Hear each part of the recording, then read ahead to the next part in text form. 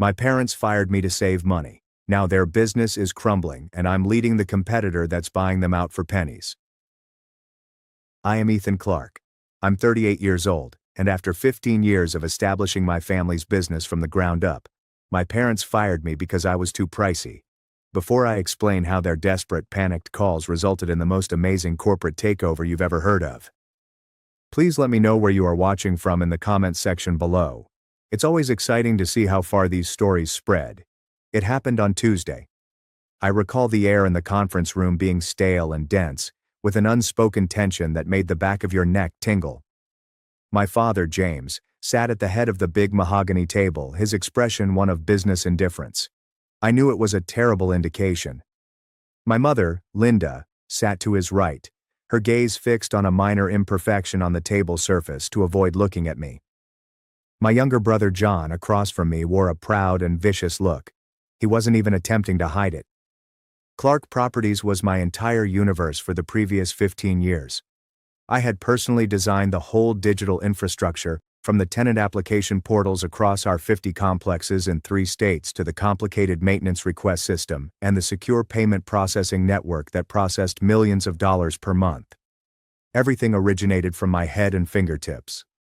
I designed it to be the silent, dependable foundation of our family's success. My father cleared his throat, making a dry, rasping sound. "Ethan," he said, his voice tinged with a frigid formality that he seldom used with me, even in joking. "We've been reviewing the company's finances with a consulting firm." He moved a glossy, spiral-bound binder across the polished table. The cover reads, "Operational Efficiency Analysis." I did not open it. I did not need to. For weeks, these cost-cutters, as I'd mentally dubbed them, had been strolling the halls, asking surface-level questions and nodding sagely as if they comprehended the responses. "It's a simple matter of overhead," my mother added, her voice low and reedy as she continued to look at the scratch on the table. "Your salary on that, it's a significant line item, Ethan, a very significant one." Then John leaned forward, putting his elbows on the table, his smile growing into a full grin. "We can get 3 junior engineers for what we pay you, Matt," he continued, his voice oozing with a sense of accomplishment that he'd clearly been waiting years to express. "Nothing personal. It's just cost-cutting. Smart business. Nothing personal." The words hung in the airless room, taking out any remaining oxygen. 15 years at 2 a.m. server reboots, canceled dates, and vacation days spent on the phone fixing a system that only I understood. I'd built them an empire on a rock-solid digital foundation, and they were treating me like a faulty piece of hardware that could be replaced. I did not argue. I did not yell. What was the point? I just stared at my father and then my mother. I caught a tiny glimpse of guilt in my mother's eyes before she wiped it away. My father's expression remained blank. They had already made a decision. I rose up, pushed my chair in quietly, and nodded once. "I understand," I replied, and the untruth tasted like ash in my mouth. As I headed back to my office, which I'd been in for almost a decade, I passed the main server room. The familiar, soothing, blinking green lights of the system I'd devised were visible through the reinforced glass. On one of the displays, a small, simple line of text appeared in the system's back-end diagnostic log. "The data archiving protocol is scheduled to run in 60 days. A routine I'd devised, a routine that required my oversight. They had no idea there was a ticking time bomb." I stepped inside my office and grabbed an empty cardboard box. Packing up 15 years of your life is an unusual task. It doesn't take as long as you'd expect. A few framed images of friends, a coffee cup that read "World's OK Coder," and a stack of technical manuals that I had virtually memorized. The entire time, a reel of memories went in my head, not the nice ones, but the minor ones. The 1,000 minor moments of being taken for granted that I had purposefully disregarded for years. I wasn't only their son, I was essentially their first employee. I remembered the real beginning, working from the wet, musty basement of their first little office building. While they were out hustling, making deals and shaking hands, I was down there, surrounded by cinderblock walls, powered by lukewarm coffee, and an almost naive faith in what we were creating together. I taught myself to code because we couldn't afford to employ a professional, not because I like it at first. I was the one who put together our first server from recycled parts and stretched Ethernet cables across the ceiling using a staple gun. The system grew naturally as the company expanded. One property complex grew to 5, then 20, and finally 50 throughout Ohio, Pennsylvania, and West Virginia. With each purchase, the system I created got more complex and necessary. It was more than just a convenience, it was the company's primary nervous system. It processed rent payments with merciless efficiency. It dispatched maintenance staff using an algorithm I devised to minimize travel time while increasing tenant satisfaction, allowing us to maintain the greatest occupancy rates in the region. It was our single most significant competitive edge, and I was the architect. The difficulty was that I was the only person who genuinely understood it. That was not by choice, it was based on budget. For at least the last 5 years, I'd been almost asking them to invest in establishing a professional technology department. I'd stroll into my father's large office, equipped with detailed plans and charts demonstrating the exponential growth of data and user requests. "Dad, we need to hire at least 2 support techs," I'd say, pointing to a graph that showed our server load approaching critical levels. "And we must start detailing the system architecture. If I get struck by a bus tomorrow, you'll be flying blind." My father would recline back in his beautiful leather chair, which I knew my system had paid for multiple times, and offer me that placating, condescending smile. "Son, the money is tight right now. Every spare dollar has to go into acquiring that new property portfolio in Pittsburgh. Besides," he'd add with a hearty pat on my shoulder, "you handle it all so well on your own. Why pay for more people when we have the best right here?" My mother's approach was different and milder in terms of invalidation. "Oh, Ethan, you always worry so much," she'd say, raising her hand as if to shoo away a fly. "It's all just computers and wires. As long as the rent checks keep coming in, it's working. Don't overcomplicate things." I recall one Thanksgiving clearly. I was due to attend my then-girlfriend's family dinner, which was a significant step for us. My phone blew up at 2 p.m., right as they were bringing the turkey out of the oven. A power surge at one of our primary data centers compromised a critical database. I spent the next 6 hours on the phone and remotely signed in, slowly rebuilding the index from a backup. I saved the company from a possible week-long downtime. When I called my father late that night to tell him the danger had been avoided, he simply responded, "Good job, son. Knew you could handle it." Then she told me about the magnificent turkey John had cut. He never inquired what I'd missed. My girlfriend and I broke up a week later. David, our head of maintenance, appeared to be the only one in the entire organization who understood it. David was a lifer, with calloused hands and motor grease stuck under his fingernails. He'd seen me grow from a tiny child in the basement to the man who oversaw the entire digital show. After another difficult budget meeting, he found me in the server room, staring at the blinking lights. "Don't let him get to you, Matt," he replied with a low groan. "This whole place, this entire 50-complex operation runs on what's inside your head. They haven't got a clue. They think it's the buildings that make the money. It's not. It's this." He tapped the glass of a server rack with his fat finger. "It's you." His remarks provided some consolation, but the irritation grew, especially once John officially joined the team. He had finished with a business degree, and my parents promptly appointed him vice president of operations. He received a corner office, a large expense account, and a complete lack of understanding of how the business actually operated. I recall him coming into my office seeing my whiteboards covered in complicated diagrams, and remarking, "So you just make the computers work? Seems pretty straightforward." He saw me as the nerdy elder brother, the man in the back room who served a necessary but costly purpose. He despised my income because he couldn't measure my labor using one of his simple spreadsheets. I was seen as a problem to be solved rather as an asset to be valued. Then came the consultants. They were introduced to us by Mr. Paul, an old family friend who played golf with my father on Saturdays. "James, you have to meet these guys," Paul had remarked at a 4th of July BBQ, his voice booming with fake seriousness. "They're absolute wizards. They'll find efficiencies in your operation you never even knew you had." The wizards from Cost Slashers Incorporated were 2 suave guys dressed in outfits that probably cost more than my first automobile. They spoke solely in buzzwords: synergy, optimization, right-sizing, and value-added attrition. To minimize costs, they created colorful charts and slick PowerPoint slides that expressed the same thing in 100 different ways. What is the greatest, simplest, and most value-added cost to eliminate? They highlighted with a flourish the highly compensated head of engineering who, in their expert view, could be readily replaced by a team of cheaper, younger, and more flexible people. They shared their findings with my parents in the main conference room. I was invited but not requested to speak. I basically had to sit there and listen as these two charlatans, who most likely couldn't tell the difference between a server and a microwave, described how my 15 years of specialized knowledge was a disadvantage. "You're paying for legacy knowledge," one of them stated calmly, glancing at my father. "In today's fast-moving tech landscape, you want nimble, hungry juniors. You can get 3 of them for this one salary. Think of the immediate ROI." My parents, who were already under financial stress from a disastrous real estate investment that they had carefully kept from me, saw the consultant's idea as a miracle cure. It was not only about my money. It was about finding a simple, validating answer to a complex problem they were too proud to admit they had caused. Firing me was easier than admitting they had gambled and lost millions. Looking back, all of the signs were there. Mr. Paul would ask me extremely specific questions about our system security policies during family gatherings.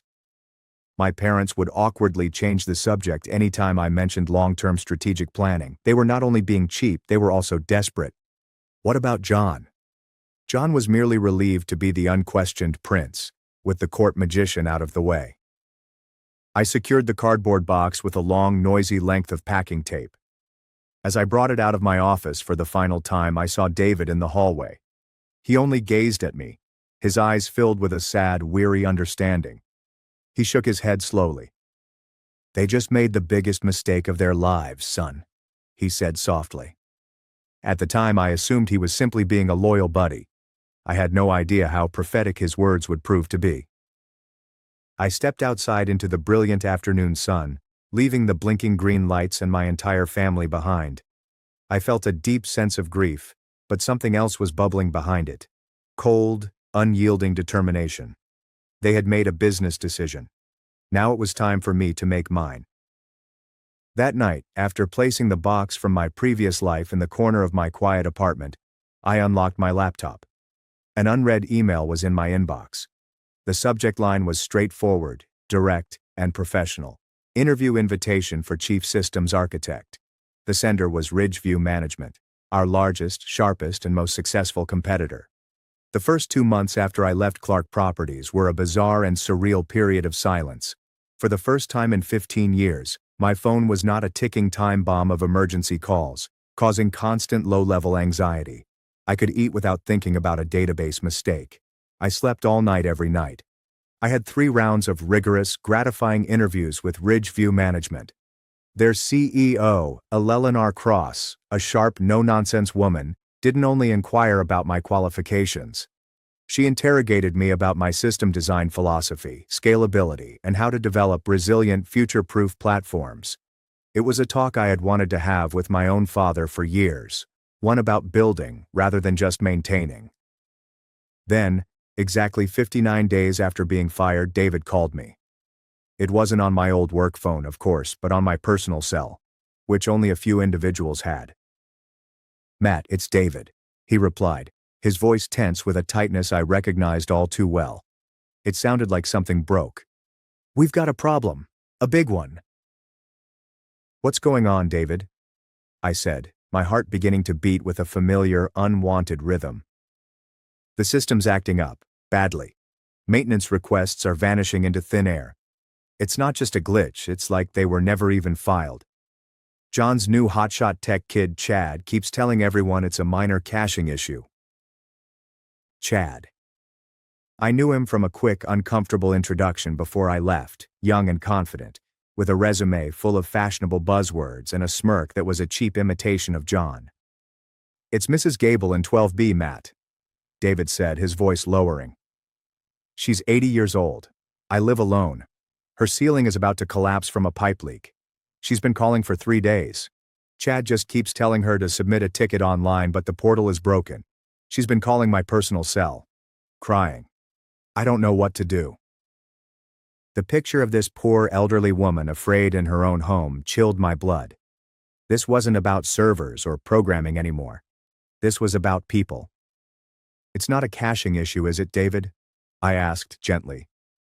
There was a prolonged pause. No, son, it's not. Feels different. Feels like the whole thing is starting to rot from the inside out. I knew what it was. Tomorrow marked day 60 of the data preservation protocol. I had built a powerful script that would run quarterly, a housekeeping measure for transferring old inactive records to a deep storage server. This conserved space and kept the active database compact and speedy. However, it was not and never intended to be a fully automated procedure. It took manual supervision to distinguish between truly ancient data, such as a renter who moved out 3 years ago, and recently active data that had not been updated in a few weeks. It was fail-safe, a human check in the system to prevent precisely what was about to occur. Without my supervision, the script would operate blindly. It would flag a 3-month-old leasing agreement as inactive and archive it, rendering it unreachable to the front-end systems. It would look for a recent payment record and proceed in the same manner. It would not simply be a glitch, it would be a systematic and cascading data calamity. I described it to David in the clearest way I could. He uttered a lengthy, passionate curse beneath his breath. "I'll try to tell them," he said. But we both realized it was pointless. John refused to listen to an old maintenance person over his new IT genius. The next day, the storm hit full force. My phone began ringing around 9 a.m. The first call came from John. His voice was filled with displeasure, not alarm. "Hey Matt, that maintenance thing is a little worse than we thought. Chad's having some trouble tracking it down. What's the admin password for the root database?" It was a fundamentally irresponsible query, like requesting the launch codes for a nuclear silo. Giving him the password would be corporate suicide. "I'm no longer an employee, John," I explained gently, my voice steady. "I can't give you that information. It would be a massive security breach." "Don't be like that. We're family. Just help us out." "You define the terms of our relationship, John. It's business. And I'm no longer in business with you," I responded. Then I disconnected. An hour later, my mother called. Her voice was full of strained sweetness. "Ethan, honey, your brother is really struggling. He's so stressed. Can't you just come in for a little while, just to point him in the right direction?" "Mom, I don't work there anymore. It wouldn't be appropriate." "Don't be so difficult, Ethan. This is your family's legacy on the line." "You were the one who said it was just business, Mom," I answered, my tone harsher than intended. A wise business decision. I stopped the phone before she could respond. By mid-afternoon, true panic had set in. My father called, his voice full of fury and terror. "Ethan, the payment processing system is completely down. It's rejecting all incoming rent payments. It's the first of the month. We have millions of dollars in receivables that have just vanished.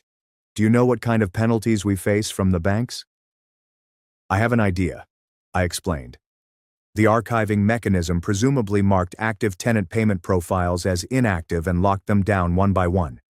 "You have to fix this," he exclaimed, his voice breaking with despair. "This is a disaster of your making." "My making?" I said, a frightening calm coming over me.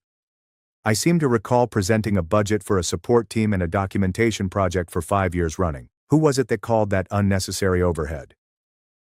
"I'll pay you $200 an hour, whatever you want. Just come down here."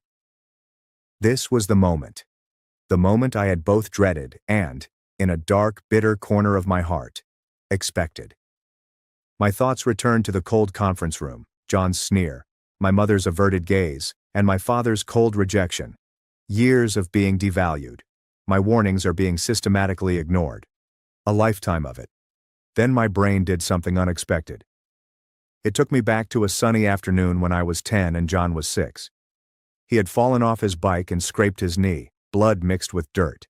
He was screaming, and I was the one who picked him up, dusted him down, and carried him halfway home on my back.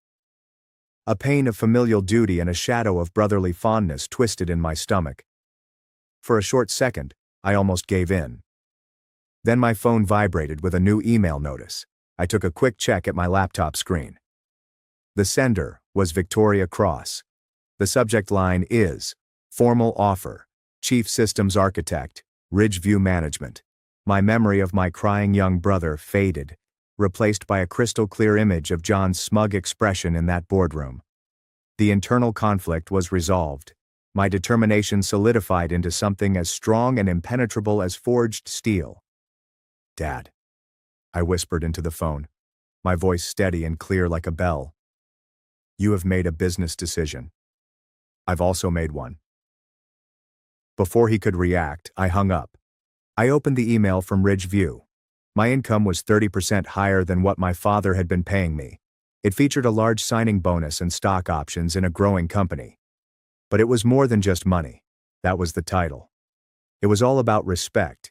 It was an opportunity to create something amazing without having to beg for the necessary tools. The phone rang again. It was John, his voice wild and hysterical. "It's $500 per hour, Matt. $500. Simply name your pricing. We will give you a part in the company. Please." I let it go to voicemail. I typed a one-word response to Victoria Cross. "Accepted." Then I shut off the phone. For the first time in my adult life, quiet seemed peaceful. Starting with Ridgeview management felt like walking out of a black and white film and into magnificent Technicolor. The workspaces were sleek and modern, created for cooperation, with floor-to-ceiling windows and a calm, concentrated energy. On my first day, Victoria Cross personally walked me to my new workplace. It was a corner office with a spectacular view of the downtown skyline. "This is your space, Ethan," she stated, her tone straight and respectful. "Your team is made up of 4 senior engineers, all of whom are top tier. The welcome packet includes your first-year budget. We hired you because you're among the best. We trust you to create the industry's most robust, scalable, and secure property management platform. My door is always open. Don't be afraid to ask for what you need. This is what I need." The words were simple, but they seemed revolutionary. For 15 years, my professional existence was defined by what I could not have. Here, I was asked what I needed to be successful. It was confusing in the greatest way. My new crew was fantastic. They were dedicated professionals who were truly eager to collaborate with me. When I presented my early architectural drawings on a huge whiteboard, they saw potential rather than obstacles. They posed sharp, insightful questions. They questioned my assumptions in a good manner. We spent the entire afternoon arguing the benefits of 2 different database technologies. We were collaborating to create something greater together. It was everything I'd ever dreamed in a professional setting. Linda, one of my engineers, discovered a technique to optimize a search query I had created, resulting in a half-second response time.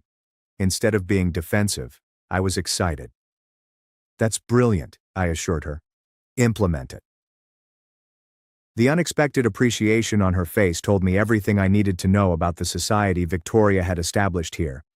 Meanwhile, the storm at Clark Properties intensified into a Category 5 hurricane. David kept me updated via sporadic, inconspicuous text messages and brief broadcasts from a war zone. They attempted to restore from a server backup. One text read, "It was 1 week old. They deleted the last 7 days of maintenance logs and payment data. Chad blames a corrupted server problem. John hired 2 additional junior employees from an internet freelance service." Another stated a week later, "They are based in 2 distinct nations. It's like seeing 3 kids try to solve a Rubik's Cube by bashing it with a hammer during a terrible video chat." The upheaval was no longer simply internal. The tenants were furious. Negative reviews were appearing on Google and Yelp like toxic mushrooms. Occupancy rates, once my family's proudest metric, were beginning to decline. About a month into my new job, Victoria summoned me to her office. It was the same office where she'd hired me, but the atmosphere was different. I was no longer a candidate. I was a member of her inner circle. "Ethan," she began, motioned for me to sit down. "You've been here for a few weeks. You're learning the lay of the land. I've got a mission for you that demands your unique and intimate insight." She pushed a file across her large desk. "I'd like a comprehensive competition analysis of the top businesses in our region. Strengths, weaknesses, opportunities, threats. I'm particularly interested in your expert and unbiased assessment of Clark Properties. I'm aware of the background, but I would like your expert assessment of their current operational weaknesses from a purely technical aspect."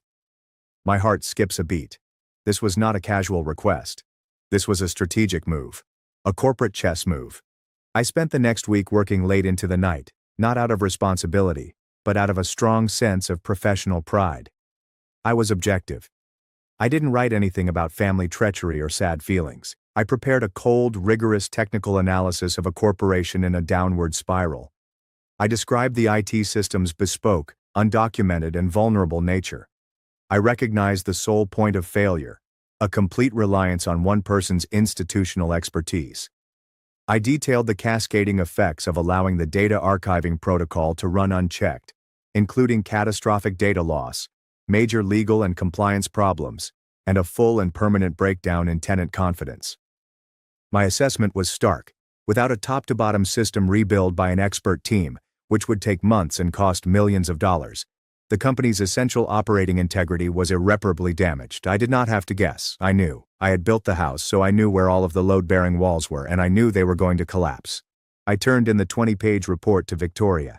She read it in utter stillness, with an unreadable look. When she finished, she carefully set it on her desk and glanced up at me. "This is devastatingly thorough," she continued with a gleam in her eyes that I couldn't quite understand. "Thank you, Ethan. This is exactly what I needed." A few days later, I received a final SMS from David. It was an image of a letter written on thick letterhead from Vanguard Holdings, our former largest client. The text below was brief and to the point. "It's official. Vanguard recently ended their contract. That is 20% of our most profitable complex is gone. This is a fatal blow, Matt. The corporation is in a downward spiral with no escape hatches."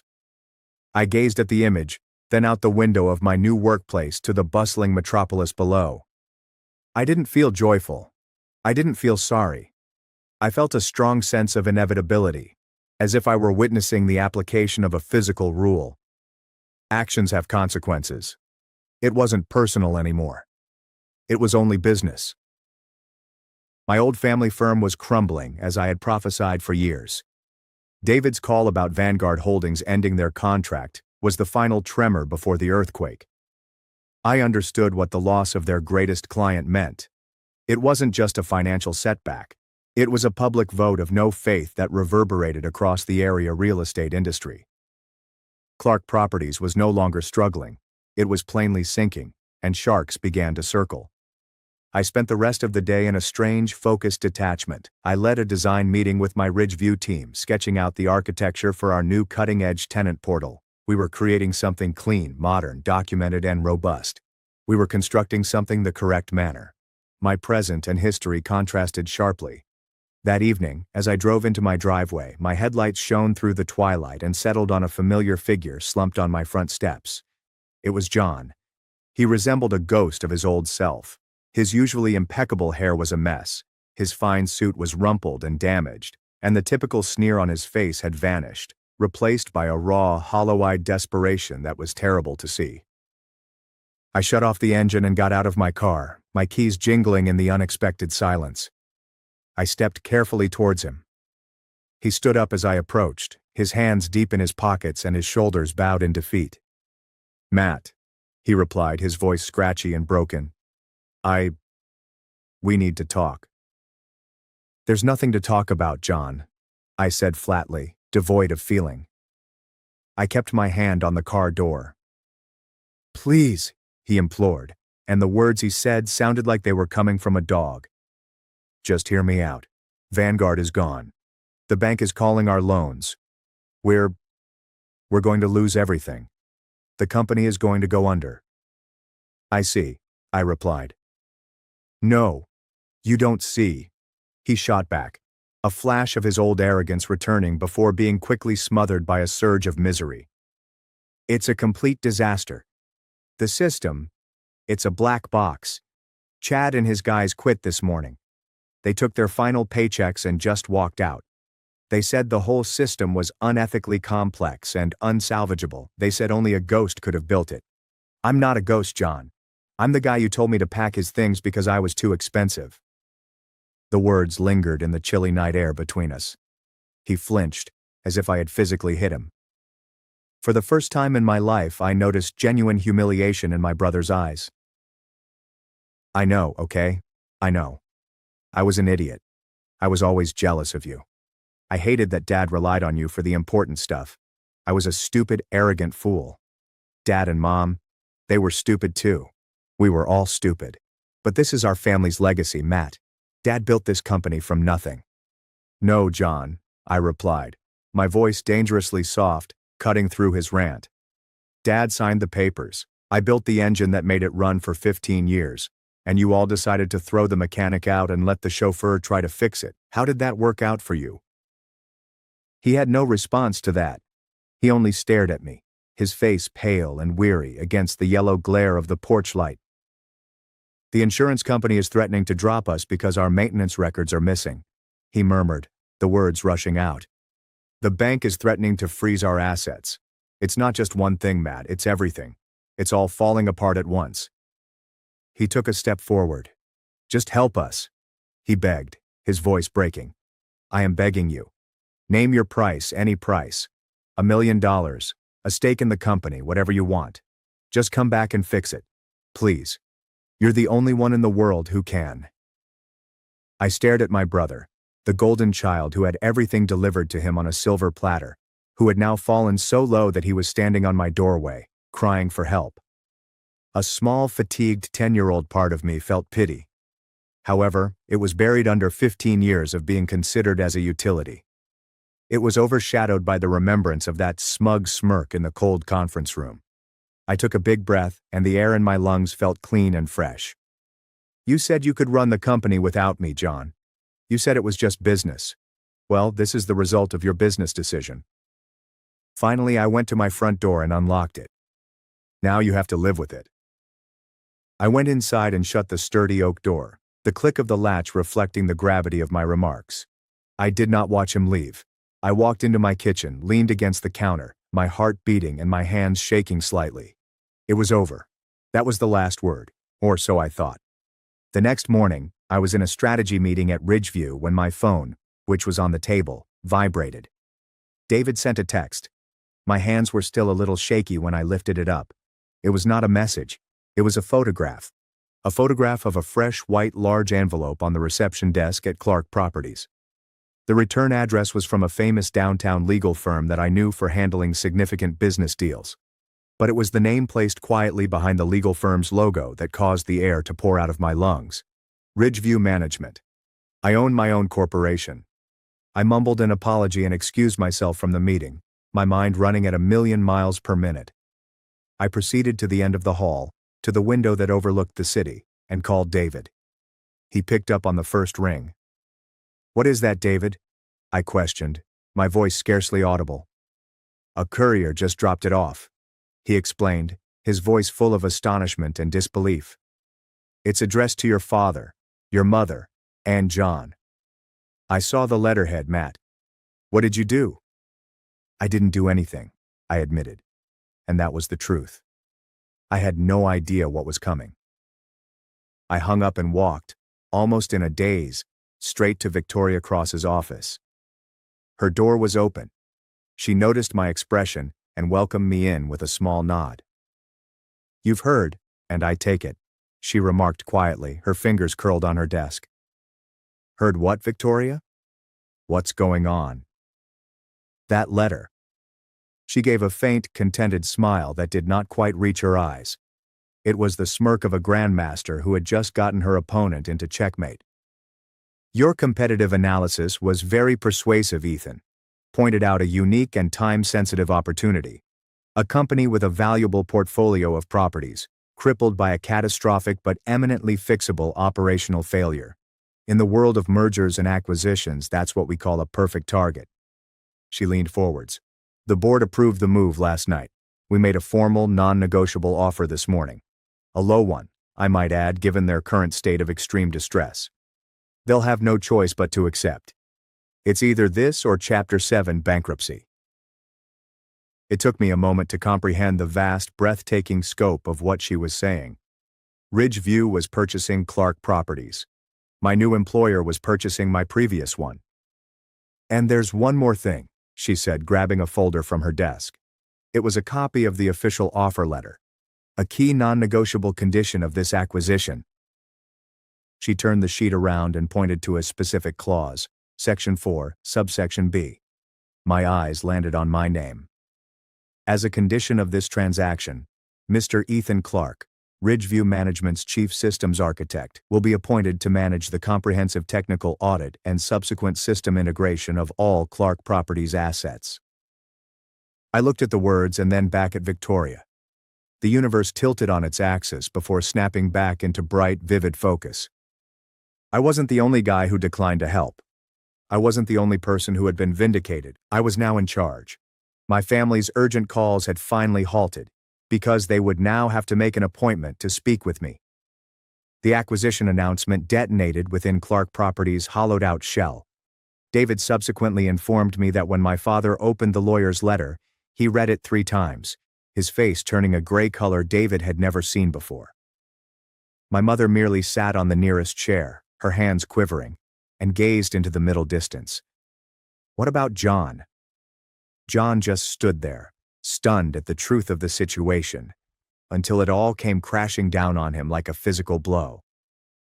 Their business, their family legacy, was being sold for pennies on the dollar to their main competitor, and I was the face and motor behind that takeover. A week later, I walked back through the Clark Properties building's glass doors for the first time since being abruptly sacked. But I was not coming in as an embarrassed son. I walked in as a senior executive from the new parent firm, accompanied by 2 members of Ridgeview's quick, efficient transition team. As we walked in, the few remaining employees looked up from their desks, their eyes wide with a powerful combination of terror and interest. My parents and John stood in the doorway of my father's old office, waiting for me.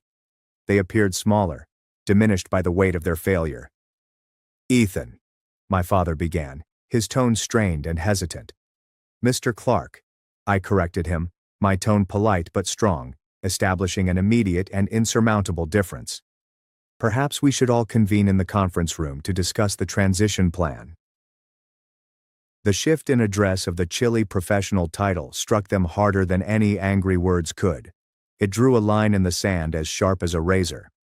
On this day, in this building, I was neither their son nor their brother.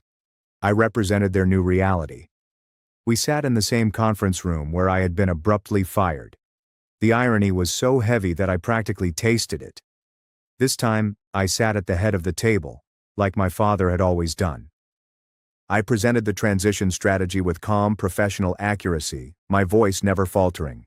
I discussed asset evaluation, operational audits, and personnel reviews. I did not gloat. I did not raise my voice. I didn't even make eye contact for any longer than was professionally required. My cool, detached professionalism served as both my armor and weapon. They understood the lingo, the language of business, and it was now being utilized to clearly inform them that they had lost complete control. "The first order of business," I said as I glanced at a wallboard that was barely above his head, "is a complete top-to-bottom overhaul of the IT infrastructure. My team will begin a full diagnostic tomorrow morning. John, you'll need to provide them with all existing administrative credentials and any and all documentation." "There is no documentation," John said, his gaze locked on the tabletop. "I'm aware," I responded, my voice as flat as a dial tone. "Then you'll just provide the credentials. My team will create the documentation. We do things correctly at Ridgeview." After the meeting, as I was packing my leather briefcase, my mother approached me, her eyes filled with unshed tears. "Ethan, can we please just talk for 5 minutes as a family?" A part of me felt a twinge of old guilt, but I knew that giving in even slightly would erode the wall I had fought so hard to create. I needed to see this through. "Mom," I began, my voice softening slightly, a deliberate amount of grace. "Right now my absolute priority is to stabilize this company, to protect Ridgeview's investment. Any conversations about non-business matters are best saved for another time and another place." I then turned to her, my voice becoming more official. "We can schedule a follow-up through my assistant if you have any further operational questions." She recoiled, like if I had slapped her. The boundary was established. It was absolute. She understood. The weeks that followed were a bizarre exercise in undoing my own life's work. My intelligent and efficient Ridgeview staff marveled at the complexity and inventiveness of what I'd constructed entirely on my own, and they shook their heads in bewilderment at the complete lack of support and documentation. It's like one guy built an entire skyscraper, a couple of them told me, and then they fired him and were surprised when the elevator stopped working. One of the most strange moments occurred when I required that all surviving Clark workers, including my brother, complete a multi-day training course on the new Ridgeview IT processes and ethics policies. Obviously, I did not conduct the training myself. I delegated it to a bright, capable junior engineer on my team, a lady named Maya, who was half John's age and twice as competent. I strolled past the training room at one time and looked through the glass barrier. I noticed John seated at a computer terminal, his shoulders depressed as Maya carefully explained the new help desk ticketing system. He looked up, and our gazes connected for a brief moment through the glass. I witnessed disgrace. I witnessed resentment. And for the first time in my life, I noticed a flicker of what appeared to be genuine, unadulterated respect. I gave him a small, almost unnoticeable nod and continued going. The message was clear. This is how a professional organization functions. This is what you threw out. 6 months have gone. Clark Properties' integration into the Ridgeview portfolio was not just successful, it also served as a case study for the organization. Under my guidance, we did more than merely restore the old, dysfunctional system. We tore it down to the studs and started from scratch. It was a work of art, secure, scalable, cloud-based, and so thoroughly documented that any qualified developer could walk in and understand it. Tenant satisfaction, which had touched rock bottom, skyrocketed. Ridgeview's most successful assets were the properties that had previously been losing money. My reputation within the organization was reinforced. I wasn't simply the person who had survived a horrific family betrayal. I was the guy who could transform a sinking ship into a flagship. However, my relationship with my family remained professional and distant. I saw them during quarterly review meetings. I sent courteous work-related emails. The personal link, which I had previously treasured above all else, felt severed, possibly permanently. Then, unexpectedly, my father contacted my personal mobile phone and invited me to join him for supper, just the two of us. I hesitated. My initial inclination was to say no in order to maintain the gap. But something in his voice, a deep weariness I'd never heard before, compelled me to acquiesce. We met in a quiet, old-school steakhouse, a neutral setting filled with the faint hum of other people's discussions. For a long time, we ate in awkward quiet. Finally, he set down his fork and knife, properly placed on his plate. He glanced at me with tired, hooded eyes. "I was wrong, Ethan," he continued, his words coming out slow and heavy, as if each one was a horrible burden he had to bear. "Your mother and I were wrong. Terribly, fundamentally wrong." I did not say anything. I simply listened, my expression neutral. I was not going to make things easy for him. "It wasn't just the money," he said, lowering his gaze to the white tablecloth. "It was pride. My pride. We made a bad investment, a speculative land deal down in Florida. It went south. We were deeper than we ever let on to anyone, especially you. We were facing the possibility of Chapter 11 bankruptcy." He drew a nervous breath and sipped some water. "And then Paul, our friend, your godfather, he was in my ear constantly. He kept telling me how bloated our operational costs were, how we were living in the past. He was the one who introduced us to those consultants. He pushed it, Matt. He said it was the only smart move, the only way to free up capital and save ourselves. He made it sound so simple, so logical, a lifeline." He looked up, and for the first time I saw a broken man rather than a failing businessman. We were scared. And we were ashamed. It was easier to believe a stranger in a suit who told us what we wanted to hear than to admit to our own son that we had failed.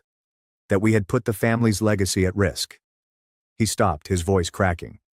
He played on my deepest fear, that I wouldn't have anything to leave for John.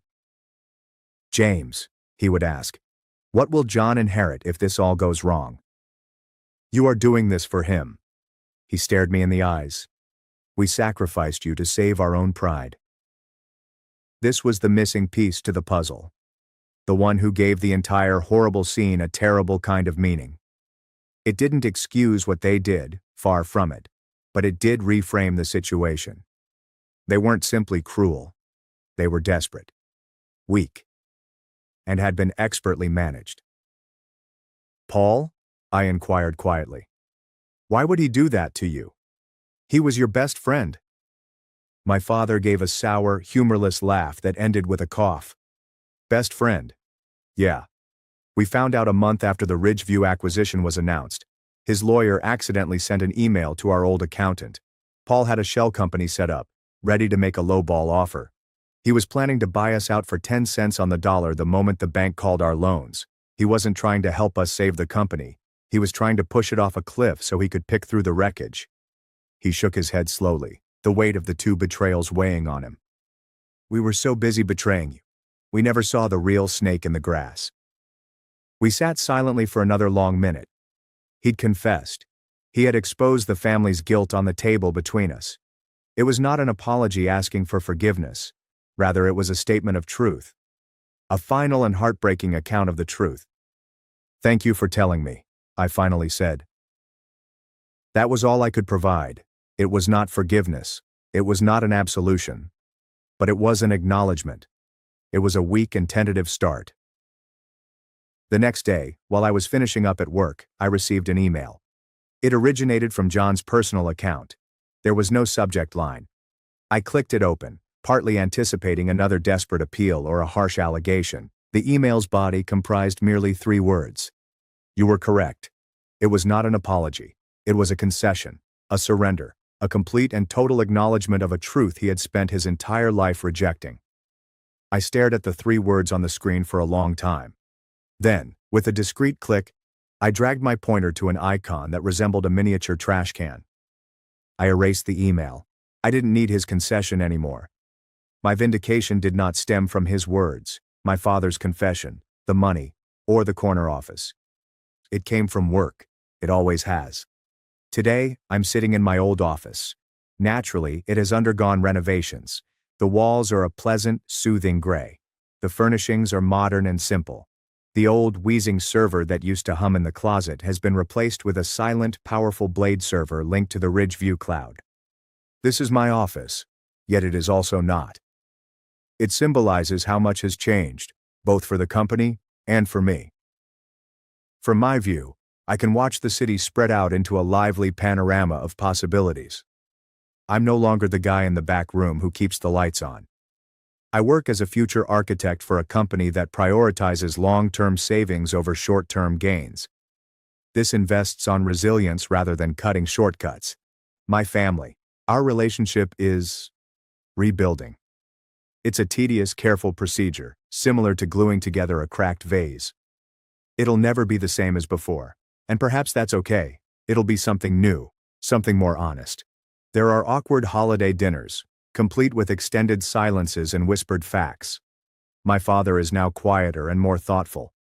My mother tries too hard to be kind, and her gestures are filled with sadness that she can't fully express. John works in a junior project management position at another company in another state. I hear he's doing well. He's learning from the ground up as I did. Maybe someday we'll be brothers again.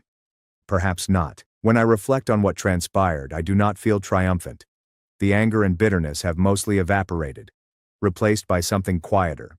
What I feel is tremendous and unwavering clarity. My family made a horrible mistake. They assumed my worth was a number that could be decreased on a spreadsheet. They believed they could replace 15 years of effort, expertise, and institutional knowledge with something cheaper and easier. They dismissed their son. However, they were unable to fire the repercussions. They discovered the hard way that the most expensive asset a corporation can lose is not money. It is irreplaceable knowledge. It's about trust. Finally, this was never intended to be a revenge story. The story was about respect.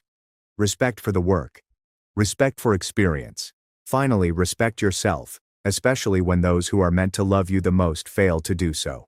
You must be the one to determine your own worth, create your own worth, and to stand by it, even if it means standing alone. You must be willing to design your own future, brick by brick, line by line of code, because only a foundation based on actual unmistakable value can ever be shaken.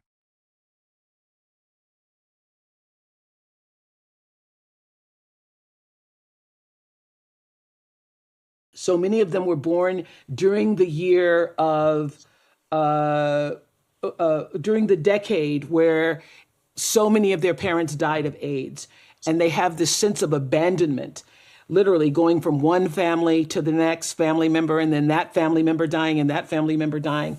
And when you grow up feeling abandoned, and certainly abandoned from an early age, your worldview is that people are going to abandon you in their relationships.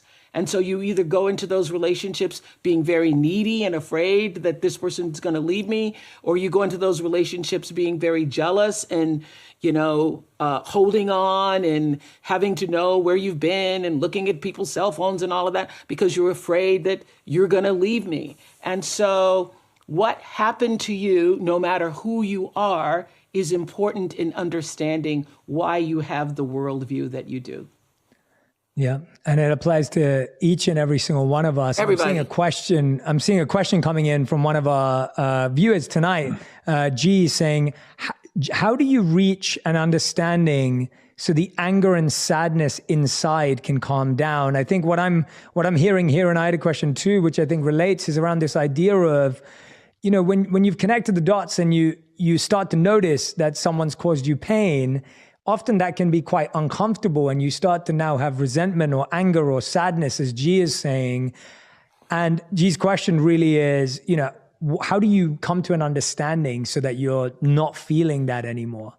Either of you, would love for you to answer that. I'll let the psychiatrist answer that. I was going to say, rock, paper, scissors. All right.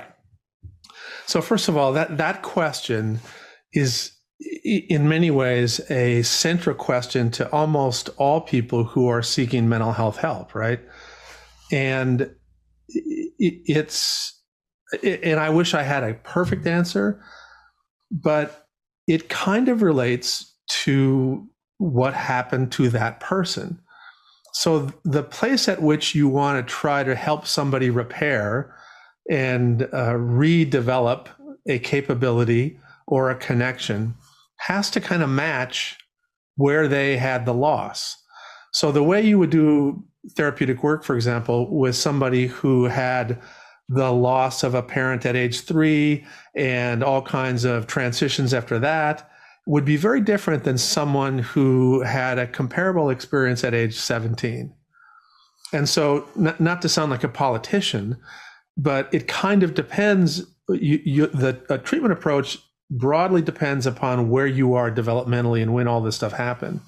But in general, no matter what happened and no matter when it happened, the vehicle for providing the therapeutic experiences that will help you is the relationship. And so it really always is relationships.